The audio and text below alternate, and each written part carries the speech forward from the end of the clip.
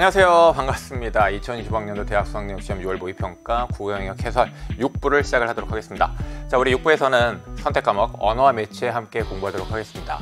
자, 이 언어와 매체, 근래 평가 시험에 보면요, 어려운 문제가, 즉 변별도가 좀 높은 문제가 하나나 두 개가 꼭 출제가 되고 있습니다.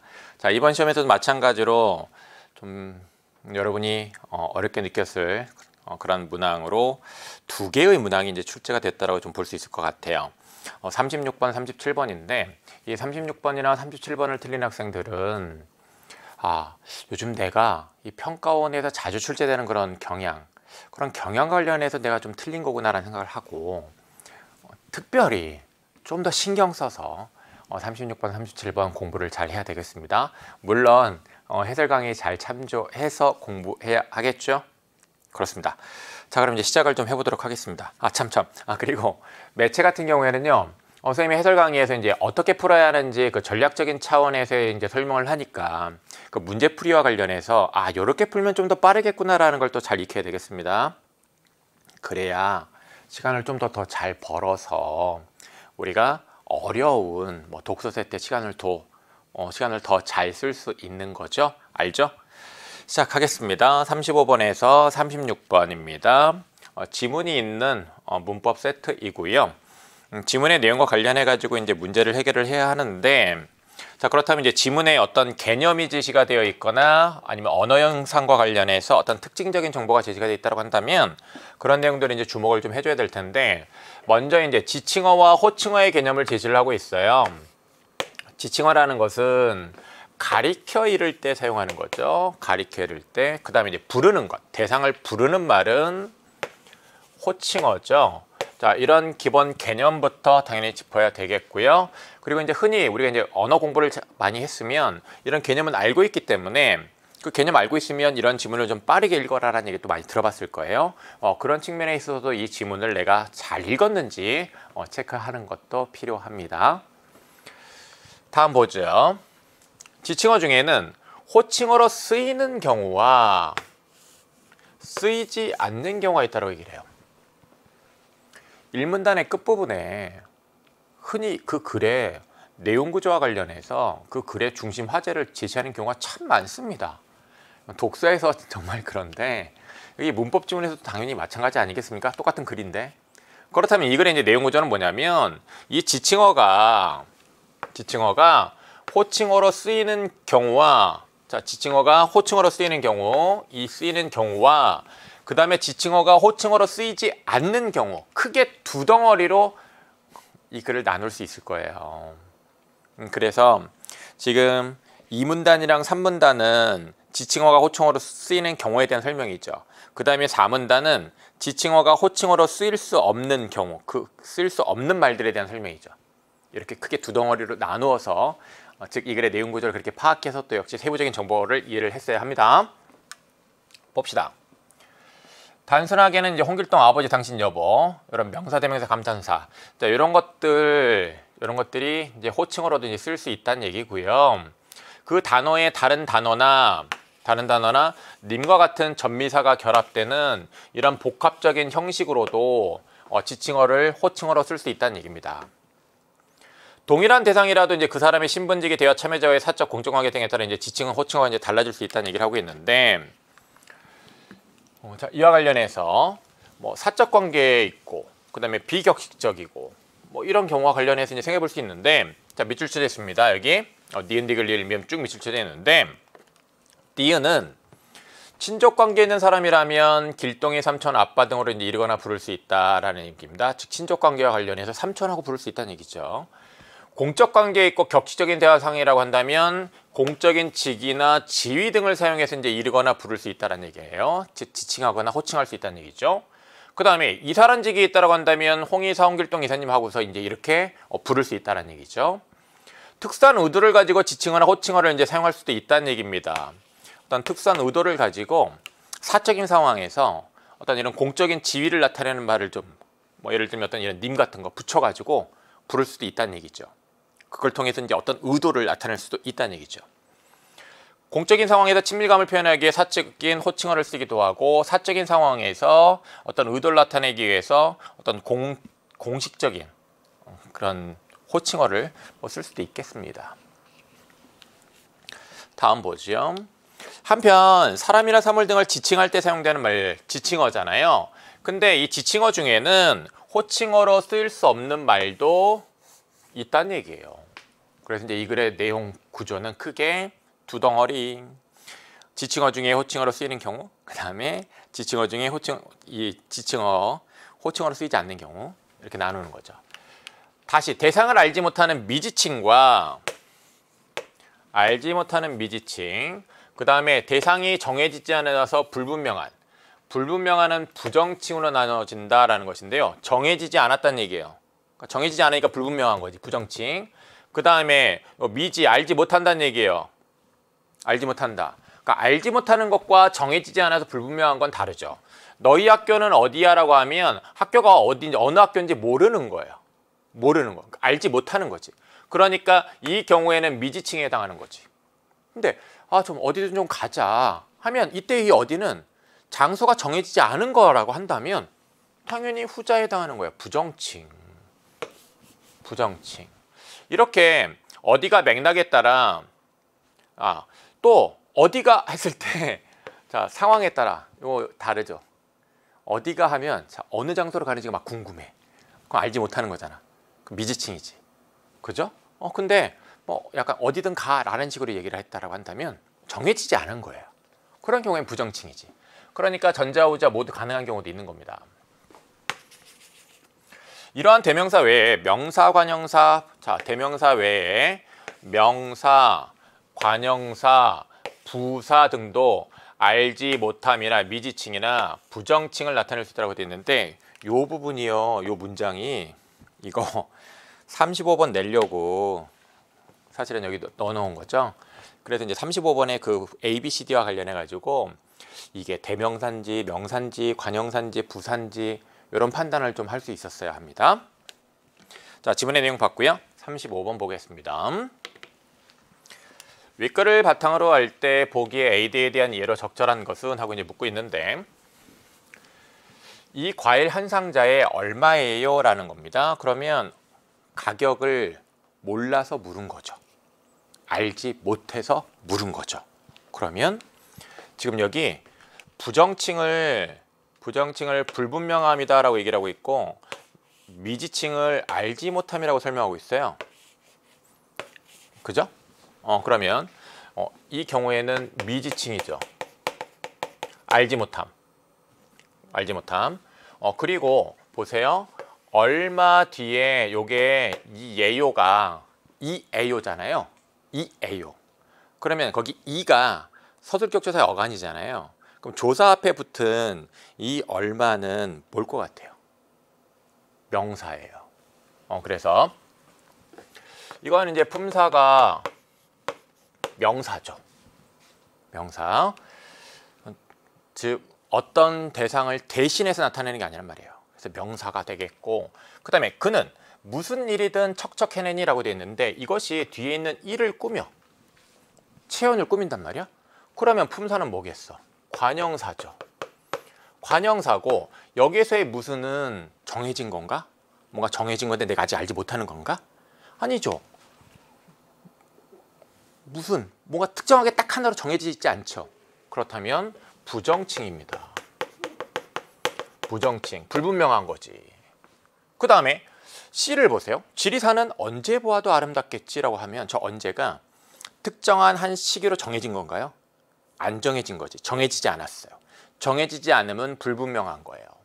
그렇다면 이 언제는 부정칭일 텐데 근데 이 언제가 자, 뭘 꾸미고 있는지 봐요. 언제 보아도 보다라는 동사를 꾸미고 있어. 그럼 우리 품사 중에 이렇게 동사 수식하는 말 뭐라고 해요? 동사 수식하는 말은 부사지. 부사죠. 그 다음에 여기에 이 분 명사잖아요. 이 명사를 꾸미고 있는 건 품사가 뭐겠어? 관형사죠. 그 다음에 밖에 어떤 분이 있는 거죠. 사람이 있어. 밖에 사람이 있는데 자, 그 사람 있는데 그 사람이 누군지 알지 못하는 거잖아. 알지 못함이니까 미지칭이죠. 자, 그렇다면 1번 선택지 봅시다. A, B는 자, A는 알지 못함이고 B는 불분명함이에요. 품사는 서로 달라요. 근데 이 두 개를 전부 다 불분명함을 나타낸다고 하면 틀렸죠? 그 다음에 2번 봅시다. A, C는 자, A는 알지 못함이고 C는 불분명함이에요. 근데 둘 다 알지 못함이라고 얘기하면 틀렸죠? 그 다음에 품사도 달라요. 그 다음에 A는 A는 알지 못함을 나타내고 D도 알지 못함을 나타내네. 그렇죠? 그런데 품사는 달라요. 그러면 AD는 알지 못함을 나타내면까지는 좋았는데 여기가 틀렸네. 품사가 달라. 그죠? 그 다음에 4번을 보면 BC는 부정칭이니까 불분명함을 나타내요. 그 다음에 품사도 하나는 관형사고 하나는 부사니까 품사가 서로 달라요. 그렇다면 4번이 맞네.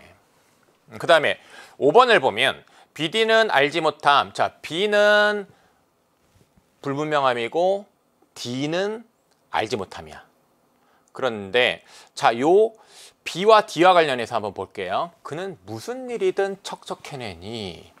무슨 일이든? 자, 무슨 일이든 뭔가 하나로 딱 정해지는 게 아니잖아요. 그러니까 부정칭이고 저게 미지칭을 나타내는 건 아니겠죠. 밖에 어떤 분, 밖에도 그 사람이 있는 거잖아요. 그러니까 저 경우에도 이제 알지 못함을 나타내는 거지 뭔가 부정칭을 나타내는 건 아니겠죠. 그렇다면 5번 설명 틀렸습니다. 네. 자, 35번의 정답은요. 그래서 이제 4번이 되겠죠. 다음 36번을 봅시다. 다음 가발을 통해 윗글의 기억미음을 설명한 내용으로 이제 적절한 것은 하고 이제 묻고 있는데요. 이 문제를 이제 많이 틀렸는데 이제 이 문제를 틀린 이유는 뭐냐면 선택지가 여러 요소를 다루고 있어요. 그러다 보니까 이제 그 선택지에서 설명한 그 용어 하나하나에 신경을 쓰면서 이제 선택지에 대한 판단을 했어야 되는데 그런 지점에서 좀 그런 세밀한 판단하는 지점에서 좀 부족함이 있었다. 그런 점을 체크를 잘 하고 앞으로 이제 공부를 해야 되겠습니다. 자, 여기 아들의 말을 보죠. 엄마하고 부르고 있어요. 부르는 말이니까 뭐겠습니까? 호칭어죠. 호칭어라는 생각을 해야 했고요. 그 다음에 이어지는 말 볼게요. 진로 선택을 어떻게 할지 모르겠어요. 엄마, 그래. 하고 이제 이모에게 상담 좀 받아볼까라고 얘기를 합니다. 그래서 이제 딸이 엄마하고 이제 불러요. 이모도 주말에 쉬어야 하는데 괜찮을 거야 라고 하는데 지금 앞에 이모가 있어서 이모 부른 거예요? 아니죠. 이모 가리키는 말이죠. 그렇다면 이 나는 뭐가 되겠습니까? 지칭어예요. 아니야, 전에 사촌 누나가 그러던데 이모 주말에 특별한 일 없으시대 라는 얘기를 합니다. 이모 갑자기 일 생겼을 수 있는데. 근데 자, 여기 전에 사촌 누나가 그러는데 이모 주말에 특별한 일 없으시다고 이제 아들이 얘기를 하고 있는데 엄마가 상담 좀 받아볼까와 관련해 가지고 이제 아들이 말을 덧붙여 준 거죠. 그때 이제 이 아빠가 여보세요, 김 선생님의 사생활도 좀 생각 좀 하시죠 라고 얘기를 합니다. 자, 이렇게 아들이 이모가 어떤 일이 있을 수 있는데 그런 걸 좀 생각을 안 하고 그냥 이모는 일 없대 이렇게 얘기하는 거에 대해서 지금 아빠가 여보세요 하고 얘기를 하는 건데요. 자, 아들에 대해서 여보세요 이렇게 하고 부르고 있잖아요. 부르고 있는데 이게 일반적으로 아들에게 쓰는 말인가요? 아니죠. 여보세요라는 건 보통 전화를 하거나 받을 때 그 상대편을 부르는 말로 이제 일반적으로 쓰는 거잖아요. 그렇다면 사실 이 상황에서 쓸 말은 아니에요. 하지만 아들을 부르고 있고요. 그러면서 아들에 대해서 김 선생님의 그러니까 아들에 대해서가 아니라 이 이모에 대해서 김 선생님의 사생활도 생각 좀 하시죠 라는 얘기를 합니다. 이모가 선생님인가 봐요. 그렇다면 요거는 이제 이모를 지칭하는 말인데 이런 이모의 어떤 사생활이라는 측면에 대해서 좀 배려가 필요하다라는 얘기를 한 겁니다. 그렇다면 이런 배려를 좀 해야 한다, 배려가 필요하다라는 이런 의도를 드러내기 위해서, 의도를 전달하기 위해서 이런 좀 호칭어를 썼다고 볼 수도 있겠습니다. 그리고 김수진님이라고 이제 부르고 있습니다. 요 본인 아드님 진로 상담은 충분히 알아본 다음에 하는 것이 어떨까요? 라는 얘기를 합니다. 자, 그렇다면 자, 여기 김수진은 누구겠습니까? 본인 아드님이라고 했으니까 엄마겠죠.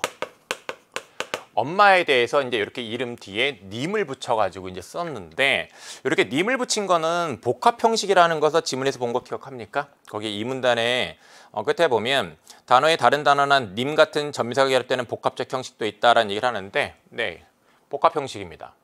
근데 이렇게 엄마를 이렇게 김수진님 하고 이제 부른 것은 충분히 알아본 다음에 하는 것이 어떨까요? 라고 하면서 뭔가 어떤 이런 제안을 하는,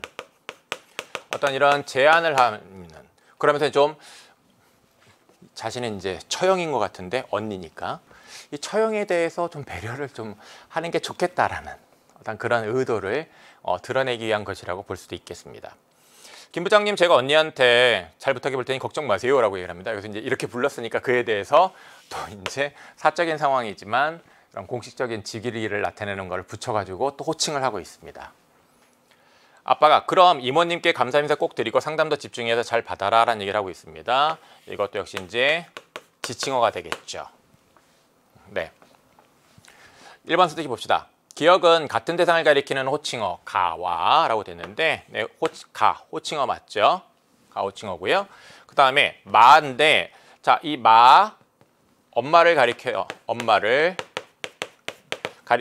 뜻하는데, 자, 엄마를 가리키는 게 아니라 엄마를 뜻하는데, 여기 이 상황에서는 엄마를 뭐 한 거예요? 아빠가 부른 거잖아. 호칭어잖아. 호칭어. 부른 거잖아. 엄마를. 그죠? 그렇다면 1번 선택지의 설명이 적절하지 않습니다. 그 다음에 이제 2번을 보겠습니다. 니은은 지칭어 나와 라고 얘기를 하고 있습니다. 니은은 지칭어 나와. 자, 요 나 지칭어죠. 그 다음에 바를 보면 지칭어입니다. 비록 화자와 대상의 친족관계가 다르더라도 화자와 대상의 친족관계. 자, 여기 나는 자, 딸. 자, 그 다음에 엄마의 언니, 이모. 그 다음에 여기 지금 아빠, 그 다음에 여기 처형. 좀 약간 살짝 관계가 살짝 다르죠. 같은 형식의 지칭어가 쓰일 수 있음이라고 돼 있는데 이 말이 살짝 여기 껴들어갔잖아. 그래서 또 역시 2번 선택지를 답으로 고른 학생들이 굉장히 많은 거죠. 이거 살짝 끼워넣은 거잖아. 자, 여기 지금 바에 이 님이 붙었잖아요. 님. 그러면 단어 뒤에 전미사 님을 붙인 거는 이거 뭐예요? 거기 이 문단 끝에 보면 복합적 형식이라고 돼 있잖아요. 그쵸? 복합적 형식. 다른 단어나 전미사 님을 붙이는 건 복합 형식입니다. 그리고 여기는 요건 하나의 단어잖아요. 그렇다면 형식이 같은 게 아니라는 거지. 형식이 다르다라는 거죠. 틀렸어요. 틀렸습니다. 지금 적절한 거 하나 찾아야 되죠. 2번 선택지 유의하도록 하고 3번을 볼게요. 디귿은 공적이고 격식적인 상황에서 쓰인 호칭어 말을 통해 확인된다 라고 얘기를 하고 있는데, 지금 기억, 니은, 디귿 이런 걸 너무 1번, 2번 판단할 때 안 봤나? 자, 1번 뭐 지칭어, 호칭어 그 개념과 관련해서 1번 선택지 이제 설명 맞는지 틀린지 확인해야 되는데, 네, 여기 마가 지칭어가 아니라 호칭어였습니다. 자, 그 다음에 2번 선택지. 자, 니은 친족관계 있는 사람이라면 이렇게 뭐 이러거나 부를 수 있다라고 됐는데, 네, 친족관계가 이제 좀 살짝 차이가 났었습니다. 딸과 이모의 관계랑 그 다음에 아빠랑 그런 처형의 관계 조금 이제 다르긴 한데, 근데 거기서 이제 핵심은 포인트는 뭐였냐면 같은 형식이라는 말이 우리가 이제 틀렸다고 판단해야 되는 지점이었습니다. 하나는 그냥 단어 하나였고 다른 하나는 복합 형식이었습니다. 그 다음에 이제 3번 디귿인데, 이 디귿과 관련해 가지고 공적 관계에 있고 격식적인 대화상이라면 그 대상을 공적인 직이나 지위 등을 사용해 이르거나 부르는 것이 이제 일반적이다라는 얘기를 합니다. 근데 여기 지금 사실은 사적인 이제 좀 대화 상황인데, 호칭어 마. 자, 이 호칭어 마. 좀 사적인 상황에서 좀 님이라는 것을 사용해서 이제 부른 거예요. 그렇다면 요 3번 선택지 이게 디귿의 사례로 적절한 건 아니죠. 요 마가 디귿의 사례로 적절한 건 아니죠. 그렇죠? 지금 이 상황은 뭔가 좀 이 집에서 어떤 사적인 상황에서 약간 공적인 표현을 사용한 거지, 디귿에서 말하고 있는 것처럼 공적이고 경시적인 대화 상황에서 이런 공적인 어떤 그런 호칭어를 사용한 건 아니거든요. 그 다음에 4번을 보겠습니다. 리을은 지칭어 나가 같은 대상을 가리키는 호칭어 라로 실현된 데에서든지 확인된다라고 얘기를 하고 있는데요. 리을은 직위가 있으면 그 직위를 붙여서 이르거나 부를 수 있다는 얘기거든요. 근데 봅시다. 지칭어 나, 자 이모, 자 이 이모 리을과 관련이 있나요? 이것이 그 리을에서 얘기하는 어떤 이사와 같은 그런 직위와 관련해서 지금 부른 건가요? 그런 거 아니잖아요. 자, 그 다음에 여기 이제 라를 보도록 하겠는데, 라는 요거 이모를 지칭하는 거잖아요. 그렇다면 나랑 이 라는 같은 대상을 의미해요. 그런데 요 라는 지칭어잖아요. 이모를 가리키는 말이에요. 그런 측면에 있어서도 이제 4번 선택지는 틀렸습니다. 그러니까 4번을 답으로 고르면 안 되는 거였습니다. 그죠? 좀 더 꼼꼼하게 정확하게 판단하는 연습해야 되겠습니다. 다음 5번을 보도록 하겠습니다. 미음은 화자가 친족관계에 있는 청자에게 상황이 어울리지 않는, 그렇죠, 친족관계에 있는 청자. 자, 여보세요, 아들이 이런 말 하니까 아들에 대해서 여보세요라고 합니다. 그러면 아들한테 여보세요라고 얘기하는 거는 당연히 지금 이 상황이 어울리지 않는 호칭어죠. 근데 이제 이렇게 말하는 의도가 있어요. 아들이 너무 이모 좀 배려를 좀 안 하니까, 이모가 또 사생활이 있을 수 있는데 그런 걸 좀 배려를 하는 것이 필요하지 않느냐, 배려를 좀 할 필요가 있다라는 어떤 그런 의미를 전달하는데, 이런 여보세요와 같은 이제 그런 호칭어를, 이런 상황에 어울리지 않는 호칭어를 사용을 한 것이죠. 그렇다면 자, 미음의 내용이 뭐였습니까? 특수한 의도를 가지고 지칭어나 호칭어를 사용한다. 네, 이런 좀 배려가 필요하다라는 걸 전달하게 한 그런 의미를 부각하게 한 의도를 가지고 상황에 어울리지 않는 호칭어를 사용했으니 미음의 사례로 다를 사용한 것을 얘기할 수 있겠죠. 답이 5번이 되겠습니다. 네, 36번 함께 해결해 봤습니다. 다음 이제 37번 보도록 하겠습니다. 밑줄 친 서술어가 필수적으로 요구하는 문장 성분의 개수 및 종류가 같은 것끼리 이제 짝지어진 것은 이라고 이제 묻고 있는데, 자, 할아버지는 형님 댁에 계신다라고 되어 있는데, 자, 계시다. 자, 이것이 온전하게 이제 자신의 의미를 잘 드러내기 위해서 앞에 꼭 필요한 문장 성분 뭐가 있을까요? 주어 당연히 있어야죠. 그런데 그 주어가 어느 장소에 있는지도 필요하지 않겠습니까? 계시다. 그렇다면 뭐뭐에, 요 부사어도 꼭 필요하죠. 그렇다면 주어와 이런 부사어 뭐뭐에를 필요로 하는 두 자리 서술어입니다. 그 다음에 자, 여기 도착하다라고 되어 있는데 앞에 주어 필요하겠죠. 주어. 근데 이 도착하다가 어느 장소에 도착했는지가 필요하지 않겠습니까? 그렇죠. 그렇다면 주어와 역시 뭐뭐에에 해당하는 부사어가 필요합니다. 뭐뭐에에 해당하는 부사어가 필요하죠. 이 문제 뭐 고르는 문제예요. 밑줄 친 서술어가 필수적으로 요구하는 문장 성분의 개수 및 종류가 같은 것끼리 짝지어진 것이라고 되어 있단 말이야. 그러면 자, 주어 뭐뭐에에 해당하는 부사어, 주어 뭐뭐에에 해당하는 부사어 필요하단 말이야. 그러면 개수도 같고 종류도 같네. 답 1번을 골라야죠. 이렇게 답 1번을 골랐어야 되겠고요. 다음 2번을 이제 봅시다. 저 친구는 불평이 그칠 날이 없다라고 되어 있습니다. 불평이 그치다. 무엇이 그치다? 앞에 주어만 있으면 되네. 그러면 주어만 필요로 한 한 자리 서술어가 되겠고, 그 다음에 그는 배에서 내리는 장면을 상상했다라고 되어 있는데, 자, 내리다, 그가 내리다 주어 필요로 할 텐데, 그가 내리다? 어디에서 내렸는지가 필요하잖아. 그렇다면 이 주어와 부사어가 필요한 두 자리 서술어가 되겠죠. 3번 볼까요? 3번을 보면 이제 만들다인데, 만들다, 자, 앞에 뭐가 필요한지 봐요. 주어 필요하죠. 그 다음에 호박을 만든 거예요? 아니죠. 목적어만 있으면 안 되죠. 호박을 뭐뭐로 만들다. 부사어도 필요하잖아. 그렇다면 이 경우에는 주어도 있어야 되고 목적어도 있어야 되고 부사어도 있어야 되는 거예요. 세 자리 소수러네. 다음 보세요. 세우다인데 아버지가 세웠다? 뭘? 목적어 필요하잖아. 그러니까 이게 꼭 필요해요. 그러니까 뭐뭐을이라는 목적어가 꼭 필요하죠. 그럼 두 자리 소수러입니다. 다음 4번을 볼게요. 이 4번을 잘 판단 못해가지고 이 문제 틀린 사람이 참 많거든요. 여기서 이제 우리가 이 소수러 자릿수 따질 때 보어와 부사어를 잘 구별해야 되겠다. 이 문제에서는 여기 개수만 같은 걸 찾으라고 한 것이 아니라 종류가 같은 것을 또 찾으라고 했거든요. 이 종류와 관련해서 4번 선택지를 정확하게 판단을 하는데 좀 미흡했던 거예요. 그래서 수능에서는 이런 실수를 하면 안 되겠습니다. 자, 문제에서 판단의 준거로 2개를 줬으면 2개, 3개를 줬으면 3개. 그 판단 준거로 주어진 것들을 가지고 그 사례를 정확하게 따져야 되겠습니다. 알겠죠? 그 점 유념하고. 자, 계속해서 이제 보면, 자, 성이라는 것이 이제 주어일 텐데 성이 어름으로 된 거잖아요. 그러면 자, 이 되다 앞에는요 주어가 있어야 되는데 앞에 뭐뭐으로는 부사어예요. 그러면 이 경우에는 이 되다 앞에 자, 주어가 있어야 되고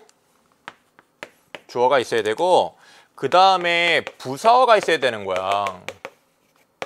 부사어. 그 다음에 여기 그는 남이 아니다.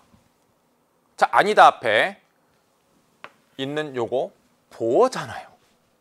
그러니까 그는 아니다라고 하면 안 돼.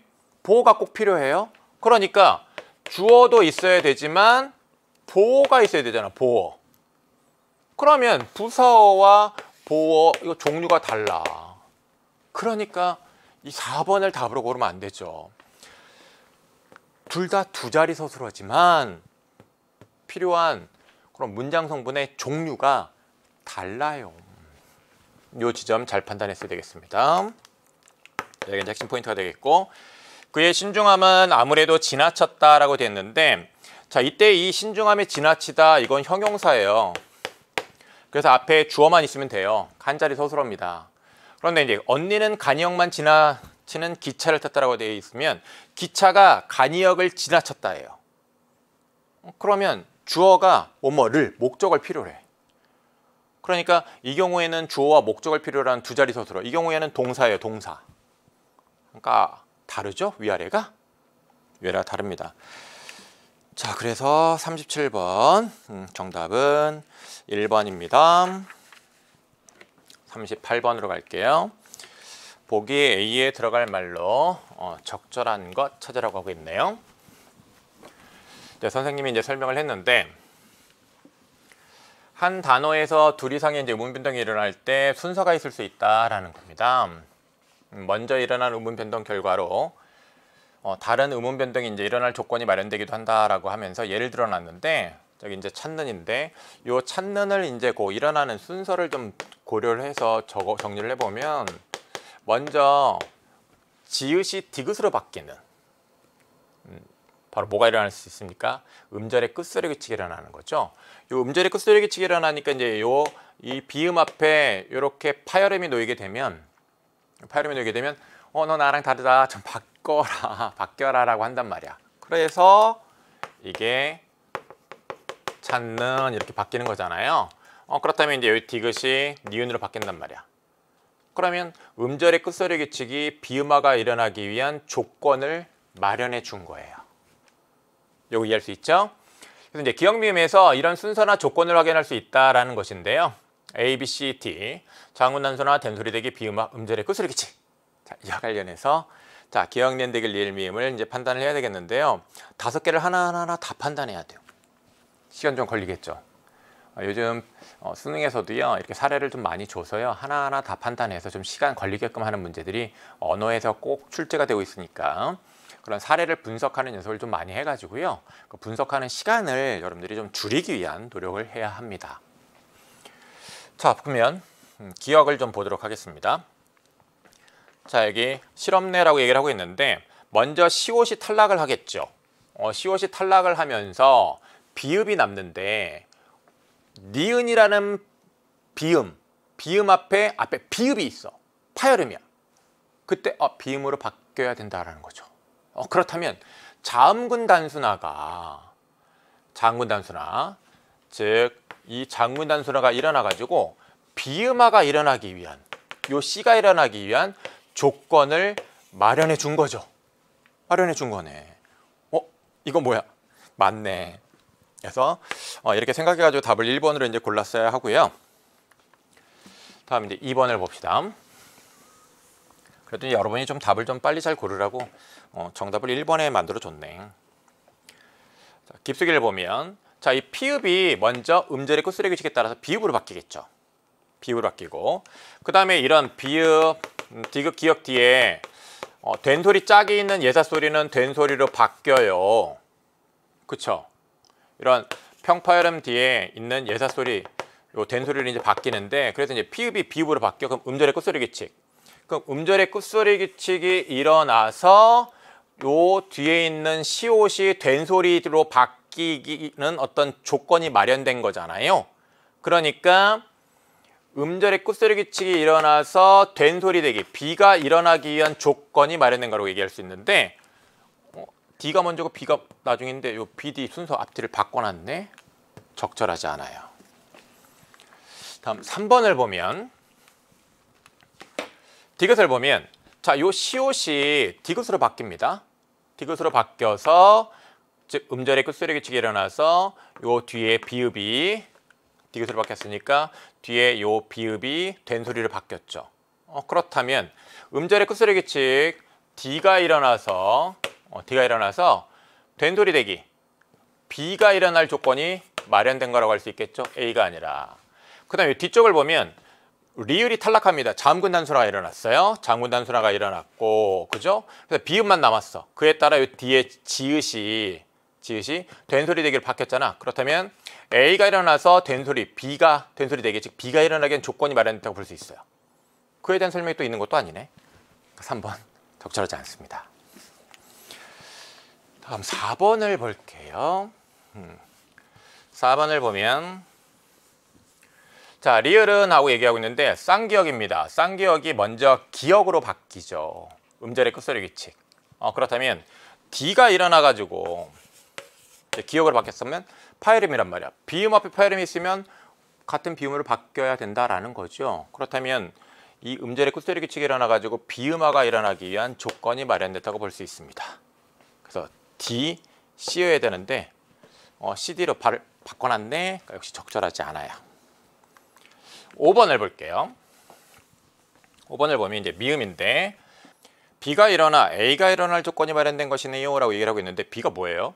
B는 된소리 대기인데 그럼 된소리 대기가 일어나서 A, 자음군 단순화가 일어날 조건이 마련된 거라고 얘기를 하고 있네. 자, 여기 보시면 요 기역이 된소리 대기로 일어났는데 이 된소리 대기랑 상관없이 리을 티읕 중에 하나인 요 뒤에 있는 게 자음 하나가 탈락한 거거든요. 그러니까 자음군 단순화를 된소리 대기와 관련짓는 이 설명 자체가 적절하지 않습니다. 그렇죠? 네. 자, 그리고 이제 여기 이제 된소리 대기가 일어나고 있는데 이제 이 된소리 대기와 관련하여 이제 연구하시는 분들 중에 이제 어떻게 이제 보는 견해가 있냐면 요 대표음이 디귿이에요. 그래서 이제 그 영향을 받아서 기억이 이제 된소리 대기로 된소리가 됐다라고 이제 보는 그런 견해가 있습니다. 참고하면 되겠습니다. 자, 다음 39번을 보도록 하겠습니다. 탐구활동 AD 적절하지 않는 것은 하고 이제 묻고 있는데 차자표기에 대한 얘기가 나와 있습니다. 한자의 훈이나 음으로 읽게 된다. 이때 한자의 본뜻이 유지되기도 하고 그렇지 않기도 한다. 아래는 이러한 차자표기 방식들을 물수로서 이제 응용해 보는 것이다라고 얘기를 하고 있는데 수의 의미는 물입니다. 여기서 얘기하는 이 훈이라는 것은 의미를 의미하는 거예요. 그래서 훈으로 읽었다라는 것은 이제 흔히 얘기하면 이제 훈독이지. 훈독인데 그 의미로 그대로 읽는 겁니다. 그러면 요 훈독도 의미와 관련지어서 이제 읽는 게 있는 것이고, 그 다음에 수를 물의 뜻과 상관없이 그냥 그 물이라는 의미를 나타내는데 그 의미를 나타내는 그 물 거기서 음만 따온 거예요. 그래서 의미랑 그 본뜻을 무시하고서 그냥 그 음만 취한 것. 그러면 자 여기 이제 본뜻이라고 좀 하죠. 본뜻 그대로 읽는 것, 그 다음에 이 본뜻을 무시한 것. 이렇게 두 가지가 있는 것이죠. 그래서 이제 이것이 기억이고, 요게 이제 니은이네. 자, 그 다음에 이제 음이로 읽는다라는 것은 음독인데, 수를 물의 뜻으로 수로 읽으면, 자, 그 본뜻을 그대로 고려하여 요 음을 그대로 이제 읽는 겁니다. 음이는 요 물의 의미로 이제 이해를 하는 거죠. 근데 수를 물의 뜻과 상관없이 수로 읽을 수 있다라는 얘기를 하고 있습니다. 그래서 이 음독도 이 본뜻과 관련이 있는 게 이제 그 음을 읽는 경우도 있지만, 이 본뜻과 관련 없이 그 음만 취하는 경우가 있다는 얘기예요. 그래서 물의 뜻과 상관없이 이 한자의 음만 취해서 표기를 한다라는 거지. 자, 이렇게 기억 니은 디귿 사례가 이제 나뉘어 있고요. 자, 이것이 이제 디귿이죠. 자, 이와 관련해서 자, 좀 판단을 좀 해봅시다. 한자 훈음을 이용하여 차자 표기를 해보고 이제 그 방식을 설명해 보자라는 얘기를 하고 있는데, 한자 좋습니다. 불화, 그쵸? 흑토, 많다다, 옷의, 그다음에 이제 새을 이제 이런 거 주고, 고유어 표현 자 A, 자 고유어 표현 여기 나와 있습니다. 고유어 표현 나와 있고요.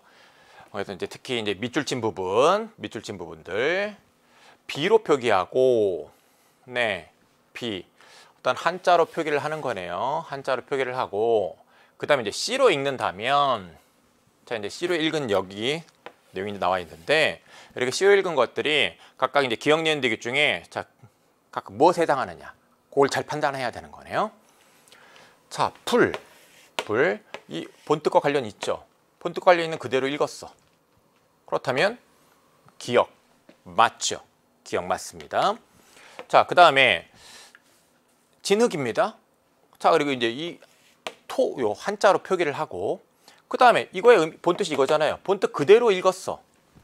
그럼 본뜻을 그대로 유지해가지고 읽은 것이죠. 그렇다면 이것도 맞네. 그죠? 그 다음에 웃음이 많다라고 되어 있는데 여기 이제 다예요, 다. 자, 이 다는 이 음이랑은 관련이 없잖아. 그죠? 그리고 요 음을 취한 거잖아. 그럼 요 음을 취했으면 음독이고 본뜻과 관련 없이 음을 취해서 이제 읽은 것이니까 디귿에 해당하겠지. 근데 여기 니은이라고 했으니까 3번이 답이 되겠죠. 이렇게 판단했어야 됩니다. 잘했죠? 자, 그 다음에 시옷을 적다라고 할 때 이제 옷인데, 여기서의 이 옷은 이 옷이 아니잖아요. 우리 입는 이것이 아니잖아요. 그렇죠? 그렇다면 이 뜻의 음만 취한 거예요. 본뜻과 상관없이 그 뜻을 나타내는 음만 취한 거지. 그렇다니까 니은에 해당하는 사례 맞습니다. 그 다음에 찬물을 담다 할 때 이 을은 이 새 의미가 아니잖아요. 그렇다면 음을 취한 것인데 이 의미와 상관없이, 본뜻과 상관없이 음을 취한 겁니다. 그러니까 디귿의 사례 적절하죠.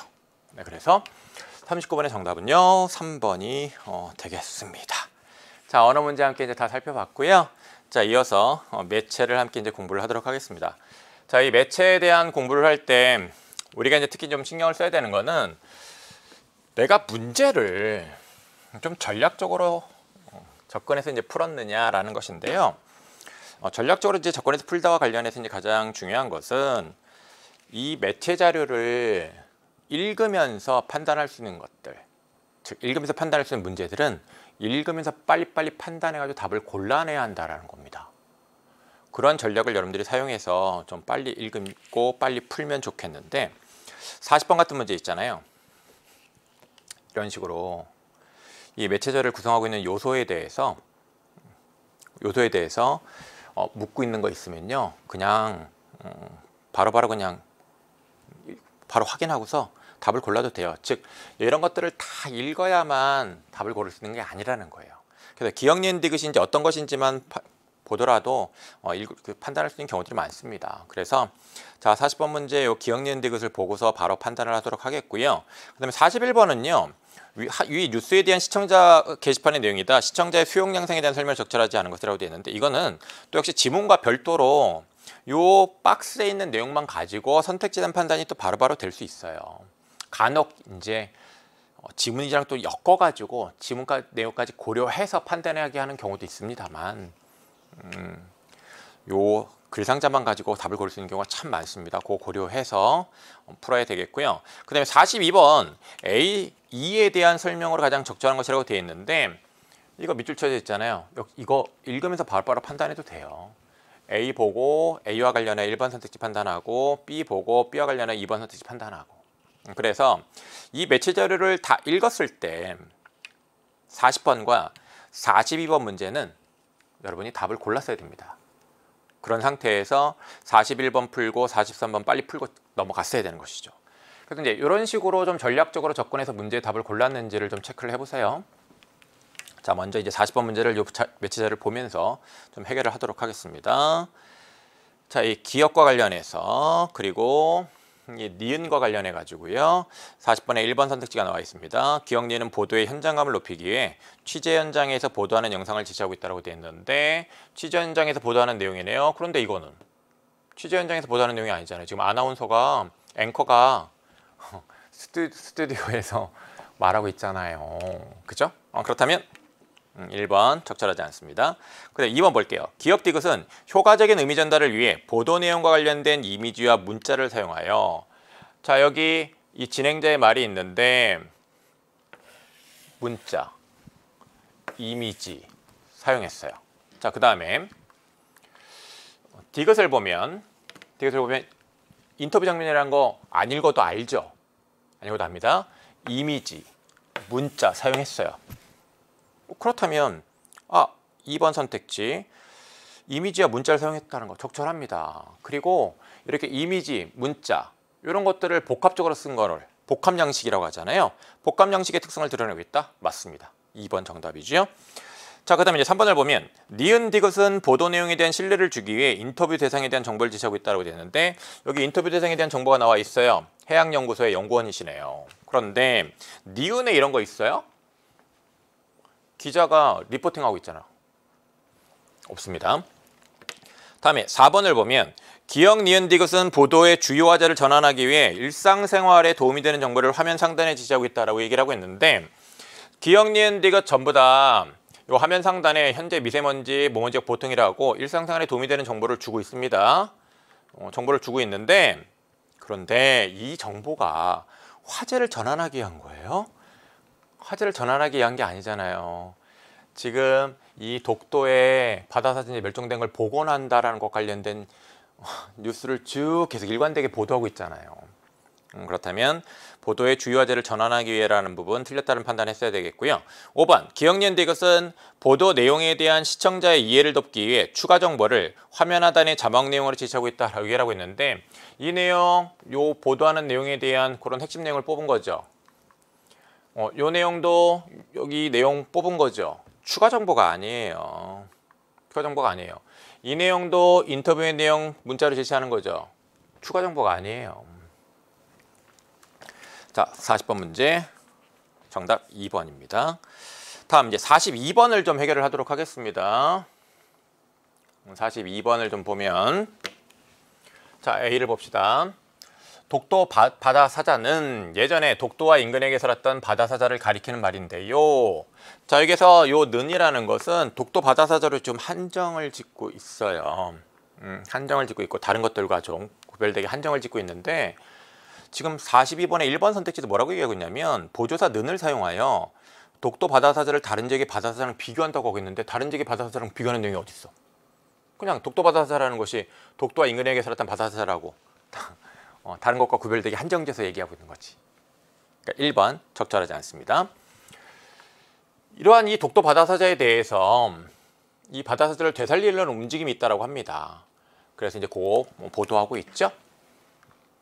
그 다음에 이제 기자의 이제 말 제시하고 있는데요. 독도 인근 해역에 나와 있네요. 현장에 나와 있는 것이 현장에 나와 있고요. 1900년대 초까지만 해도 이것은 독도 바다사자의 주요 서식지이자 번식지였습니다라는 얘기를 하고 있는데 2번 선택지 뭐죠? 보조사 만을 사용하여 라고 얘기를 하고 있습니다. 만을 사용하여.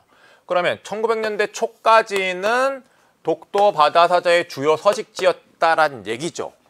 근데 이것에 대해서 이제 2번 선택지에서 뭐라고 얘기하고 있냐면 1900년대 초까지가 기대에 미치지 못하는 수준이래. 기대에 미치지 못하는 수준이 아니라 요 시기까지는 있었다는 걸 나타내는 거죠. 그죠? 그렇다면 2번도 적절하지 않다.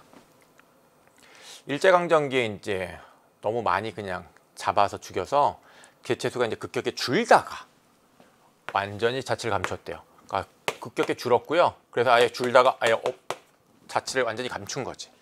자, 여기 다가를 사용하여 개체수의 감소 국면이 반전되었다. 감소 국면이 반전되었다는 얘기는 감소에서 증가로 가는 거잖아. 근데 감소 해가지고 자취 감춘 거잖아요. 자취를 감춘 거니까 3번 선택지도 반전되었음 틀렸다. 그죠? 네. 국제자연보전연맹에서는 독도 바다사자를 이제 멸종동물로 분류했고, 그런 관련 기관 중심으로 바다사자 이제 복원 방안이 활발히 이제 논의되고 있다라고 보도를 하고 있네요. 그다음에 이제 뒤에 말을 봅시다. 독도 바다사자는 다른 멸종위기 동물보다 인간과의 충돌 가능성이 크지 않고 독도 지역은 서식 환경의 적합성 면에서 독도 바다사자의 복원에 유리하다라고 얘기를 하고 있는데, 네, 이 독도 바다사자를 다른 멸종위기 동물이랑 좀 견주고 있네요. 견주고 있고, 그다음에 이제 독도 지역의 특징, 이런 서식 환경의 적합성 면에서 복원에 유리하다라는 얘기를 하고 있는데, 자, 4번 선택지를 보면 연결어미 고를 사용하여라고 얘기를 하고 있습니다. 여기 고가 있네. 연결어미 고. 독도 바다사자의 복원이 상대적으로 수월한 이유, 그렇죠? 상대적으로 수월한 이유, 다른 멸종위기 동물이랑 이제 견주어서 인간과의 충돌 가능성이 크지 않다는 걸 하나 나열 제시를 했고, 다음 독도 지역의 이런 환경적인 측면에서 또 하나 제시했고, 그렇다면 연결어미 고를 사용해서 나열했다고 볼 수 있겠네요. 그러니까 4번 선택지 적절합니다. 독도에 대한 국민적 관심, 독도의 생물 다양성을 고려할 때 독도 바다사자의 복원 추진할 만한 이제 가치가 있다라고 관계자가 얘기를 하고 있고요. 복원 가능성 염두에 두고 구체적인 복원 방안 모색에 이제 전문가들도 나섰다는 얘기를 합니다.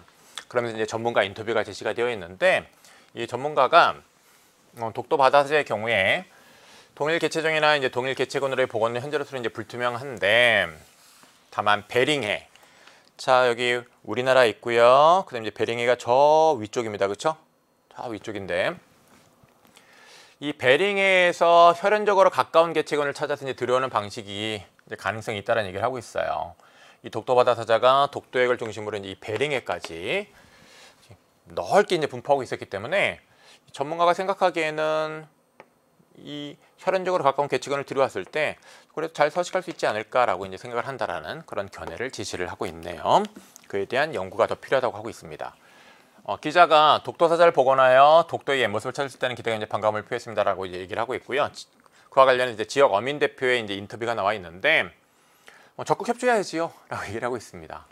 그다음에 이제 기자가 일각에서는 동물의 서식지를 옮기는 것이 동물에게는 오히려 이제 위험 요소가 될 수 있다면 이제 신중한 접근을 요구하는 목소리도 있다라고 얘기를 하고 있고요. 그에 따라 이제 정확한 실태 조사, 사회적 합의 도출 이런 해결해야 할 과제가 많다라는 얘기를 하고 있어요.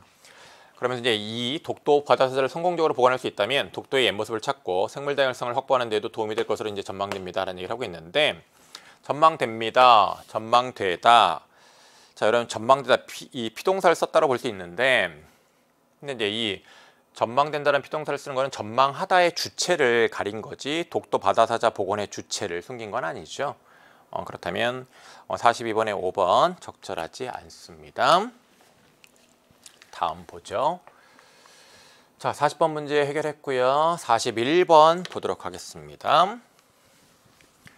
위 뉴스에 대한 시청자 게시판의 이제 내용이다라는 얘기를 하고 있는데, 수용상상에 대한 설명은 이제 적절하지 않은 것 찾으라고 하고 있습니다. 다랑이, 행복이, 강치만, 보리보리, 독도사랑.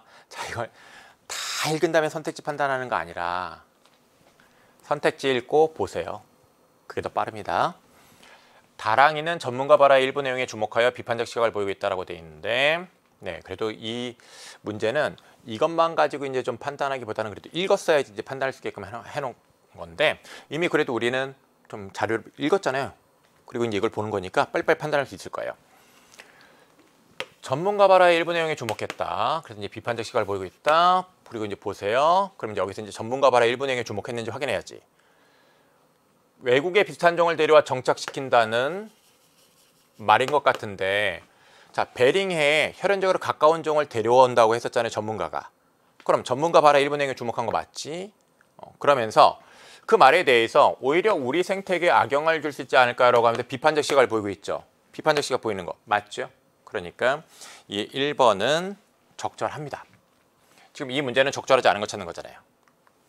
그 다음에 2번을 보면 행복이는 지역 어민 대표 발화의 일부 내용에 주목하여 라고 얘기를 하고 있는데 지역 어민들의 협조가 필요한데 적극 협조한다는 지역 어민 대표님의 말씀이 참 고맙네요. 지역 어민 대표의 말에 주목했네요. 자신이 이해한 정보가 맞는지 확인하는 것이 아니라 그 지역 어민 대표가 말한 걸 통해서 지역 어민님의 어떤 그 태도에 대해서 고맙다는 얘기를 하고 있는 거잖아요. 자신이 이해한 정보가 맞는지 확인하고 있는 게 아니잖아. 답 2번이 되겠죠. 3번 봅시다. 강침함은 관계자 발화의 일부 내용에 주목하여 라고 얘기를 하고 있는데 훼손도가 상승한다는데 서식 환경의 적합성 면에서 독도 지역이 복원에 유리하다고 보기는 어려워요 라고 얘기를 하고 있는데 서식 환경의 적합성 그런 환경적인 측면에서 이제 관계자가 복원에 유리하다는 얘기를 했거든요. 그걸 떠올리면서 관계자 발화의 일부 내용에 주목한 거 맞지 판단했어야 되겠고 그리고 이제 이와 관련해서 유리하다고 보기는 어려워요 라고 얘기를 했으니까 다른 견해를 보인 것도 맞지 라고 판단했어야 됩니다. 다음 4번을 보면 보리보리 기자 발화의 일부 내용에 주목하라고 됐는데 인간의 남획으로 사라졌다는 사실이 안타깝네요 라고 하면서 복원이 이루어진다면 남획으로 사라지는 일이 없게 어로금지구역 설정 등의 보존 대책을 세웠으면 좋겠어요 라고 얘기를 하고 있는데 네, 이런 이 남획과 관련된 문제 이런 이 남획과 관련된 문제 저 기자가 말을 했었습니다. 거기 기자의 첫 번째 말에 보면 남획으로 인하여 개체수가 급격히 줄다가 완전히 이제 자취를 감추었고 라는 얘기를 하고 있단 말이에요. 그럼 이제 기자가 그렇게 얘기한 그런 남획 관련된 사실과 관련해 가지고 어로금지구역 등 설정 등 이제 보존 대책을 세웠으면 좋겠다요 라고 얘기를 하는데 기자가 또 끝에 보면 해결할 이제 과제가 많다라는 얘기를 한단 말이에요. 그러니까 이제 이런 것도 좀 같이 고려를 하면 좋겠다라고 얘기를 한 거니까. 그러니까 기자 발화 일부 내용에 주목하여 자신의 의견을 제안하고 있다는 것 역시 적절하겠습니다. 그 다음에 5번 독도 사랑은 진행자 발화 일부 내용에 주목하여 라고 되어 있는데 독도 인근 주민인데 독도 바다사지 복원 추진에 대해 제 주변의 사람들은 모르고 있어요. 비상한 관심을 끌고 있다라고 얘기한 것. 진행자가 뭐라고 얘기했냐면 저기 저 끝에 보면 지역사회의 비상한 관심을 끌고 있다라고 얘기하고 있거든요. 그 말과 관련해서 실제 사실인지 의문 제기하고 있는 거잖아요. 확실한지 모르겠어요. 그죠? 네, 맞습니다. 자, 그래서 41번 정답은 2번이 되겠고요. 42번 했습니다. 그러면 이제 43번을 보겠습니다. 위 뉴스를 참고하여 학생들이 이제 독도의 옛모습 찾기 캠페인을 홍보하는 포스터를 이제 아래와 같이 만들었다고 할 때 포스터의 정보 제시 및 구성 방식에 대한 이론이 적절하지 않은 것은 하고 이제 묻고 있는데 독도의 옛모습을 찾기 위한 독도 바다사지 복원, 독도 옛모습을 다시 찾을 때 우리 함께 합시다 이런 것들을 하고 있는데 1번 쓰시 보세요. 독도 바다사지에 대한 정보를 확인할 수 있도록 오른쪽 하단에 QR코드를 지시했다고 하는데 이 QR코드 독도 바다사지 알아보기입니다. 그렇다면 바다사지에 대한 정보를 확인할 수 있는 QR코드 맞잖아요. 적절합니다. 그 다음에 2번을 보면 행사 내용을 강조하기 위해 상위와 하위 항목의 글자 크기와 굵기를 서로 달리 지시했다고 되는데 네, 여기 요 위에 제목 글자 폰트 다릅니다. 근데 여기 행사 내용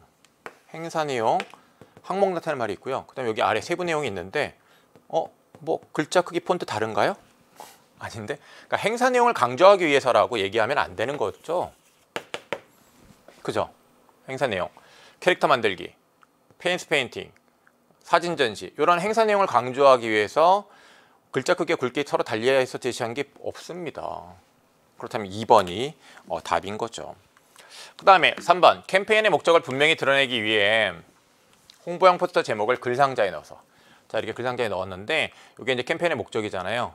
독도 바다사자 복원 중앙에 딱 제시를 했습니다.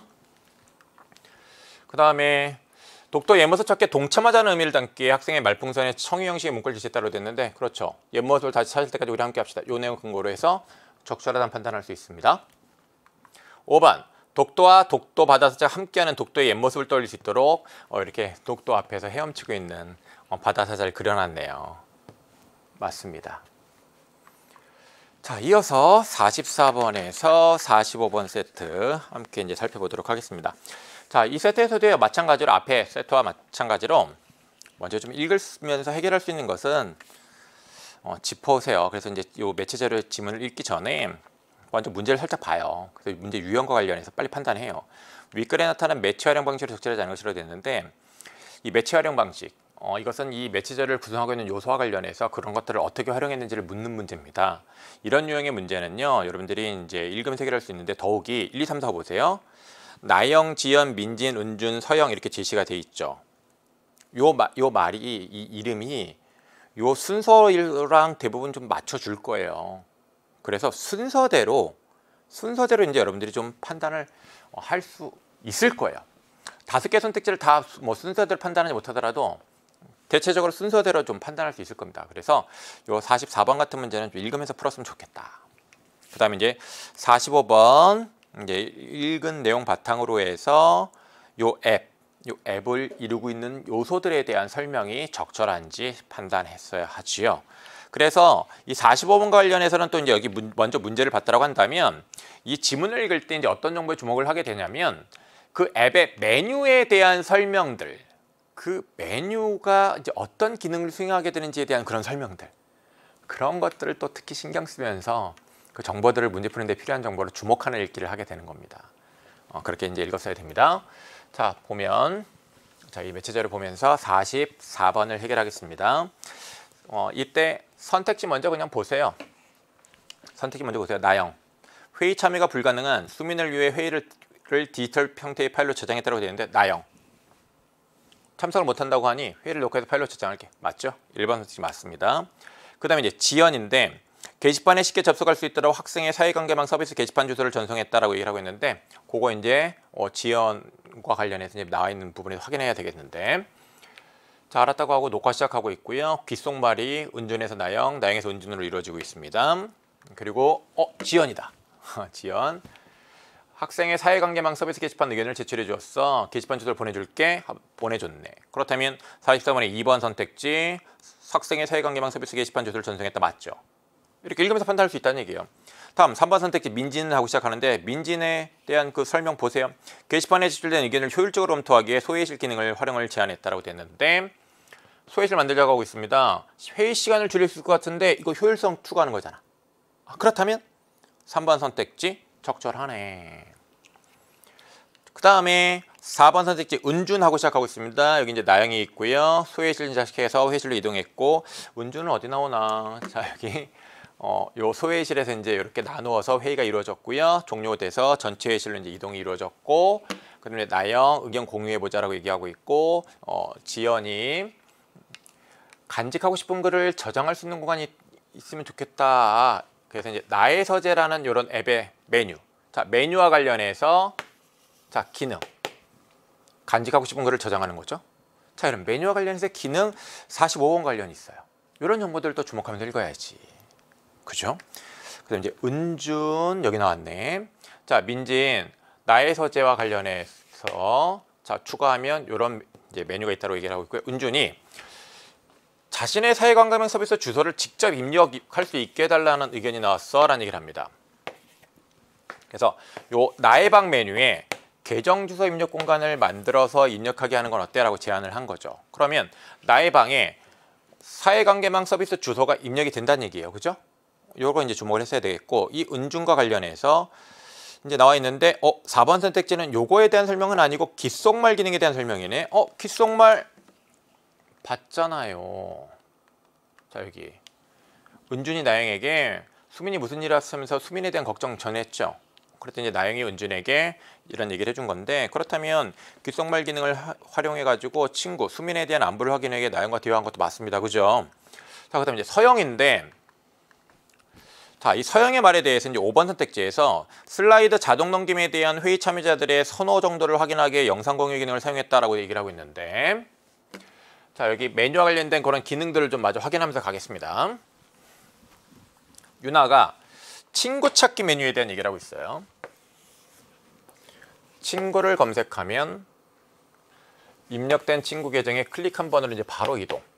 그래서 요 사회관계망 서비스 바로가기를 추가하자라고 이제 제안을 했고요. 그렇다면 이제 여기 친구 찾기 메뉴에 쪽지 보내기 기능을 넣어서 쪽지를 보낼 수 있게 하자라고 얘기를 하고 있고요. 그다음에 이제 은준이 쪽지 보내기에 대한 의견 반영을 했었어라고 얘기를 하면서 요 쪽지를 보내면 수신자 휴대전화에 알림이 가게 해달라는 요구도 있으니까 함께 반영하자 해서 쪽지 보내면 자동으로 알림이 가는 거예요. 자, 그다음에 이제 서영이 학교 누리집 바로가기를 넣어달라는 의견도 있던데 페이지로 연결은 가능하니 이것도 반영하자라고 얘기를 하고 있습니다. 서영이 있었는데 44번 5번 선택지. 슬라이드 자동 넘김, 아직 슬라이드 자동 넘김은 안 나왔네요. 그다음에 이제 유나가 다양한 기능이 이제 많이 생기겠다라고 하면서 시간 순서에 따라 자동으로 사진을 볼 수 있게 슬라이드 자동 넘김 기능을 추가해달라는 의견도 있었어라는 얘기를 이제 전합니다. 그래서 이제 동의를 하고 있고요. 근데 실제 기능이 가능한가? 이런 물음을 보였어. 그랬더니 서영이 영상을 공유해 볼게라면서 실제로 이렇게 가능하다라는 걸 보여주는 영상을 지시한 거죠. 그렇다면 가능하다라는 걸 보여주기 위해서 즉 슬라이드 자동 넘김이 자동으로 슬라이드 자동 넘김이 가능하다는 걸 보여주기 위해서 영상을 공유한 것이지 회의 참여자들의 선호 정도를 확인하게 한 것이 아니었네. 그러니까 5번이 답이네요. 그렇죠? 그렇게 5번을 답으로 골랐어야 되겠고요. 영상 보니까 충분히 가능하겠네라고 했잖아. 그러니까 실제로 가능한지를 말하기 위해서 공유를 한 거죠. 그럼 지금까지 나온 의견 잘 반영해서 최종 시안이 나오면 다시 공유할게라는 얘기를 하고 있습니다. 그럼 44번 문제 해결했고요. 그러면서 이 매체 자료도 다 함께 잘 읽어봤습니다. 자, 그럼 이제 마지막 문제 45번을 함께 이제 확인을 해야 되겠는데 위 회의를 바탕으로 기억을 아래와 같이 제작했다고 할 때 A, 2에 대한 예로 적절하지 않은 것은? 이라고 얘기를 합니다. 자, A와 관련해서 학교 누리집에 접속할 필요가 있을 때 학교 누리집 바로 가기. 학교 누리집 바로 연결되는 거죠? 적절합니다. 편리하겠죠. 자, 그 다음에 이제 2번 보면 사용자는 친구 찾기에서 B에 입력해둔 계정 주소를 통해 친구 계정으로 바로 이동할 수 있겠군 이라고 얘기를 하고 있는데 내 친구 찾기에서 나의 방에 입력해둔 계정으로 이제 바로 이동할 수 있느냐. 자, 그에 대한 얘기 지문에서 봤었습니다. 그 유나가 친구 찾기 메뉴도 만들어서 친구를 검색하면 입력된 친구 계정에 클릭 한 번을 바로 이동할 수 있도록 사회관계망 서비스 바로가기를 추가하자라고 얘기를 하고 있습니다. 네, 요 사회관계망 서비스 주소 직접 입력하는 게 이제 나의 방 메뉴에 계정 주소 입력권을 만들어서 입력하는 거였거든요. 그렇다면 요 2번 선택지도 적절하다. 그 다음에 3번을 보면 학교 생활 중에 썼던 거를 C에 올려두면 이라고 얘기를 하고 있는데 C가 뭡니까? 나의 서재잖아. 이 나의 서재가 저 글을 보관하는 곳이죠. 이 간직하고 싶은 글을 저장할 수 있는 공간이에요. 그렇다면 그 저장한 걸 보고 싶을 때 다시 열어볼 수 있는 것 당연히 가능하겠죠. 그 다음에 4번을 보면 학교 행사들을 추억하고 싶을 때 D를 이용하면 행사 사진. 자, 이 행사 사진과 관련해서 이제 슬라이드 자동 넘김 기능이 이제 여기 추가되는 거죠. 그래서 이제 시간적 순서에 따라 쭉 이제 그 입학 때부터 졸업할 때까지 그런 사진들이 쭉 나오는 건데 시간 순서에 따라 행사 사진들을 다시 볼 수 있죠. 그렇다면 4번도 적절하다. 그 다음에 2를 사용하여 라고 얘기를 하고 있는데 자, 쪽지 보내기입니다. 이 쪽지 보내기 기능과 관련해서 쪽지를 보냈다는 것을 알리려면 수신자의 사회관계망 서비스에 접속해야 한다고 얘기를 하고 있는데 쪽지 보내기 관련해서 이제 어떤 기능이 추가됐다고 볼 수 있냐면 다 반영이 됐으니까 이 쪽지 보내기 관련해서 발신자가 쪽지를 보내면 수신자 휴대전화에 알림이 그냥 가는 거예요. 이렇게 수신자의 사회관계망 서비스에 접속을 해야만 하는 것이 아닙니다. 그러니까 답이 5번이지요. 그렇습니다. 자, 45번까지 함께 여러분 살펴봤습니다. 자, 6부. 자, 여기까지고요. 고생 많았습니다. 정말 여러분들 유형 모의평가 시험 보느라 정말 고생 많았고요. 앞으로 또 우리가 가야 할 그런 길들이 아직 많이 남아 있습니다. 그 남아있는 시간 동안 진짜 최선을 다할 수 있을 겁니다. 열심히 하면서요. 자기 자신에 대해서 잘할 수 있다 자꾸 다짐하세요. 그만큼 자신감 커질 거고요. 그런 자신감으로 이후에 당면하게 될 문제들 잘 해결해서요. 여러분들 수능 대박의 주인공이 될 겁니다. 그런 그 수능 대박의 주인공이 될 수 있도록 응원하겠습니다. 여러분 고생 많았습니다. 여러분 안녕.